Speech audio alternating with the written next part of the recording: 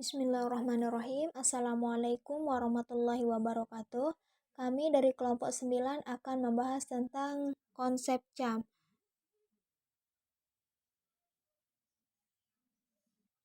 yang dimana kelompok 9 terdiri dari 2 orang. Yang pertama itu ada Usniatin dengan NIM 19,050,1008.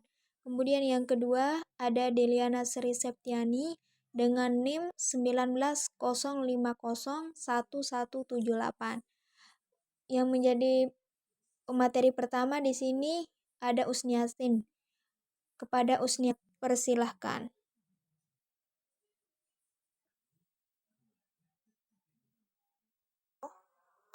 Perkenalkan, nama saya Usniatin, NIM 19,050,1008. Di sini saya sebagai pemateri pertama akan membahas mengenai konsep CAPM. Konsep CAPM atau Capital Asset Pricing Model diperkenalkan oleh Sharpe pada tahun 1964 melalui artikel yang berjudul Capital Asset Price, A Theory of Market Equilibrium Under Conditions of Risk. Untuk dapat mengestimasi return suatu saham dengan baik dan mudah, maka diperlukan suatu model estimasi atau perakiraan. Nah, suatu model estimasi ini masuk CAPM tersebut. CAPM adalah sebuah model untuk menentukan harga suatu aset pada kondisi equilibrium atau keseimbangan. Equilibrium di sini artinya adanya keseimbangan antara permintaan dan penawaran terhadap aset. Tujuan dari CAPM ini adalah untuk menentukan tingkat pengembalian yang disyaratkan atau required rate of return minimum dari investasi berisiko. CAPM juga menjelaskan bahwa dalam kondisi seimbang atau equilibrium, required rate of return investor untuk suatu saham akan dipengaruhi oleh risiko saham tersebut. Risiko dapat dibagi menjadi dua, yaitu risiko terdiversifikasi dan risiko tidak terdiversifikasi. Risiko yang terdiversifikasi yaitu contohnya risiko bisnis, risiko likuiditas, dan risiko kelalaian. Yang dimana risiko terdiversifikasi ini dapat dihilangkan dengan cara melakukan diversifikasi. Selanjutnya ada risiko tidak terdiversifikasi. Risiko ini disebut risiko tak terkendali atau risiko sistematis, yang mana menunjukkan bagian dari surat berharga yang diakibatkan kekuatan yang berada di luar kendali perusahaan dan oleh karenanya tidak unik bagi surat berharga tertentu. Risiko daya beli, risiko tarif bunga, risiko pajak, dan risiko pasar merupakan contoh dari risiko yang tergolong dalam risiko yang tidak terdiversifikasi. Risiko tidak terdiversifikasi dinilai dengan merelatifkannya terhadap risiko portofolio surat berharga terdiversifikasi atau portofolio pasar. Tipe risiko tidak terdiversifikasi ini diukur dengan konsep beta. Penjumlahan kedua jenis risiko ini antara risiko yang terdiversifikasi dengan yang tidak terdiversifikasi disebut sebagai risiko total. Jadi, kesimpulannya, CAPM itu ialah sebuah model yang dapat menentukan harga suatu aset pada kondisi yang equilibrium atau seimbang dengan tujuan untuk menentukan tingkat pengembalian dari investasi yang berisiko. Investasi yang berisiko di sini yang dimaksud adalah risiko yang tidak terdiversifikasi atau risiko sistematis yang tidak bisa dihilangkan dengan cara melakukan diversifikasi investasi. Risiko tidak terdiversifikasi ini diukur atau dengan koefisien beta. Jadi koefisien beta itu merupakan tingkat risiko yang digunakan di dalam mengukur tingkat risiko tidak terdiversifikasi.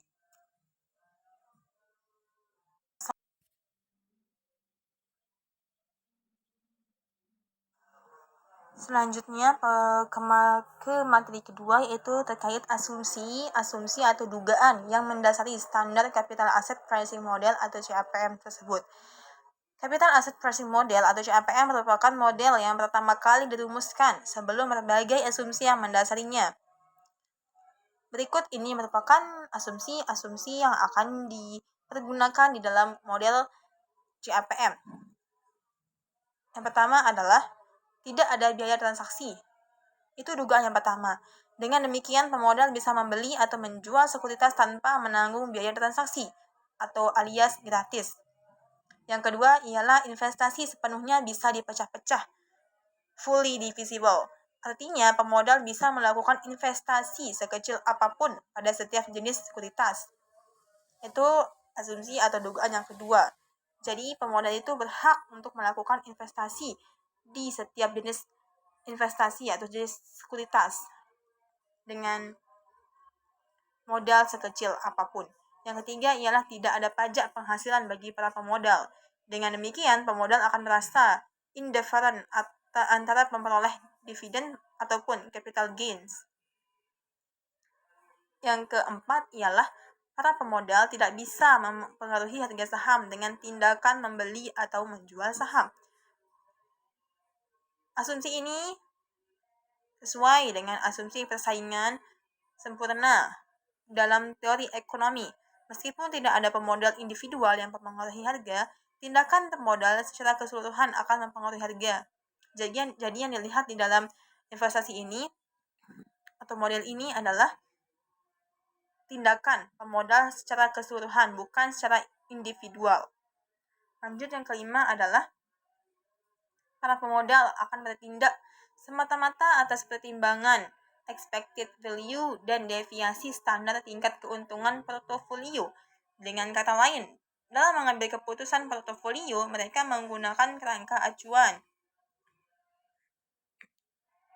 Kemudian yang keenam ialah diasumsikan bahwa para pemodal bisa melakukan short sales atau penjualan dalam waktu singkat. Yang ketujuh, terdapat risk-less lending and borrowing rate, sehingga pemodal bisa menyimpan dan meminjam dengan tingkat bunga yang sama. Yang kedelapan, pemodal diasumsikan mempunyai pengharapan yang homogen. Ini berarti bahwa para pemodal sepaket tentang expected return atau tingkat pengembalian yang diharapkan, deviasi standar dan koefisien korelasi atau tingkat keuntungan. Di samping itu, mereka hanya berkepentingan dengan rata-rata dan varians tingkat keuntungan dan menggunakan periode yang sama.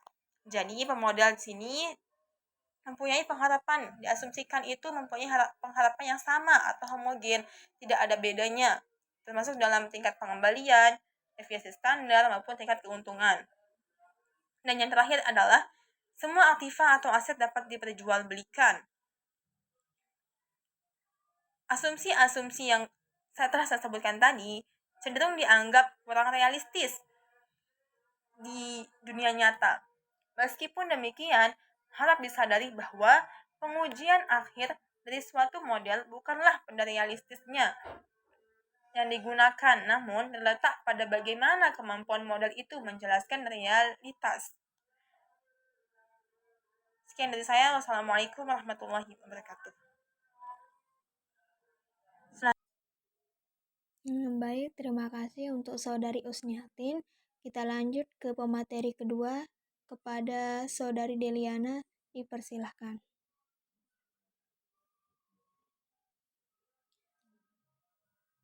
Bismillahirrahmanirrahim. Assalamualaikum warahmatullahi wabarakatuh.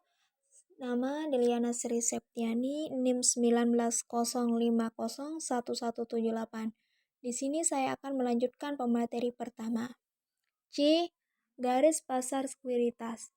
Hubungan antara resiko yang diukur dengan beta dengan RRR atau Required Rate of Return ditunjukkan oleh garis pasar sekuritas Security Market Line SML.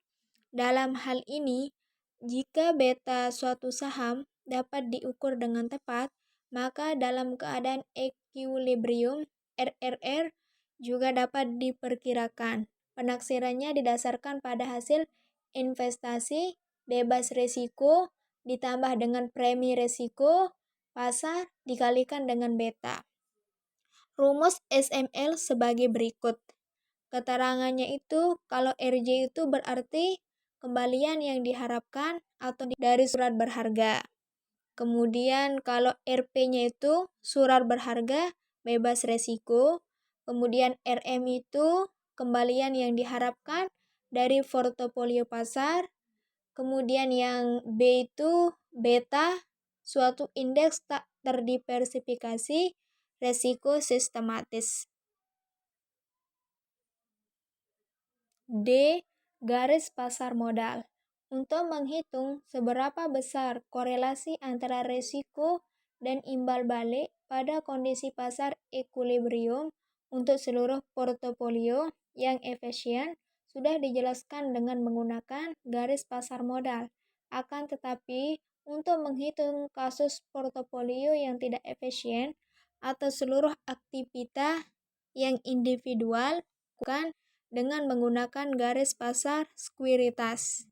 Garis pasar modal atau capital market line atau CML merupakan garis yang menggambarkan suatu hubungan antara explicit return dengan total risk pada portofolio efisien di kondisi pasar yang seimbang. Hubungan antara resiko dan return portofolio efisien akan menghasilkan pasar modal capital market line CML. Sementara hubungan antara resiko dan return sekuritas individual akan menghasilkan garis pasar sekuritas atau security market line SML. Beberapa hal penting yang dapat disimpulkan dari penjelasan mengenai garis pasar modal CML adalah sebagai berikut. Yang pertama itu, ada garis pasar modal terdiri dari portofolio efisien. Kemudian yang kedua, ada slope CML akan cenderung positif. Kemudian yang ketiga itu, berdasarkan data historis. Yang keempat itu, garis. Mungkin hanya itu yang dapat saya sampaikan. Kurang dan lebihnya mohon maaf. Wallahu muwaffiq ila aqwamit thoriq. Wassalamualaikum warahmatullahi wabarakatuh.